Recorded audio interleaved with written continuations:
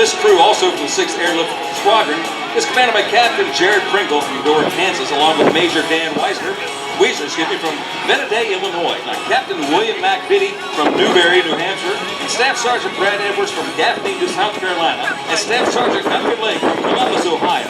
The C-17 was originally built by McDonnell Douglas and first flew in 1991. Now, Boeing has since taken over. The C-17 has proven to be the backbone of the Air Force's airlift fleet.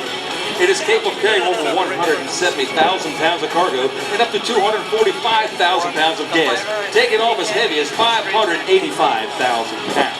The C-17 measures 174 feet from wingtip to wingtip, with span over 169 feet in length. The aircraft is powered by 4 massive Pratt & Whitney engines. The engines, what you see of the aircraft today, the 2-engine Boeing 757, each produce over 40,000 pounds of thrust. Now, the engines are capable of reverse thrust both on the ground and in flight. And currently, your United States Air Force fleet has over 200 C-17s. Your McGuire-based C-17 crews here fly missions supporting presidential and vice presidential travel, humanitarian relief, combat missions in Iraq, Syria, Afghanistan, and Africa, and literally all over the globe.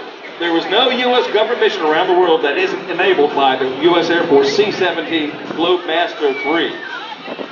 Here you'll see the C-17 demonstrating its capability of landing at almost any austere airfield in the world, with impressive braking capability, allowing it to land incredibly short distances, sometimes coming to a stop just under 1,500 feet. After landing, the crew will keep 4 engines first deployed, demonstrating its backup prowess. From the left, the assault landing C-17 Globemaster III.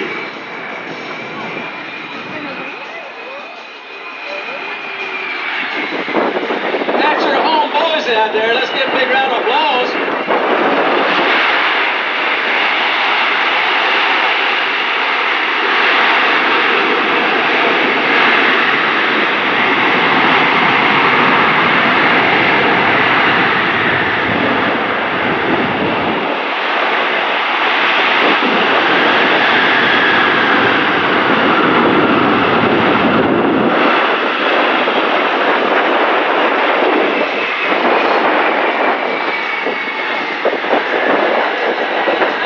Can't see. You see a guy standing inside the door. He's looking at the back. That's your backup, man.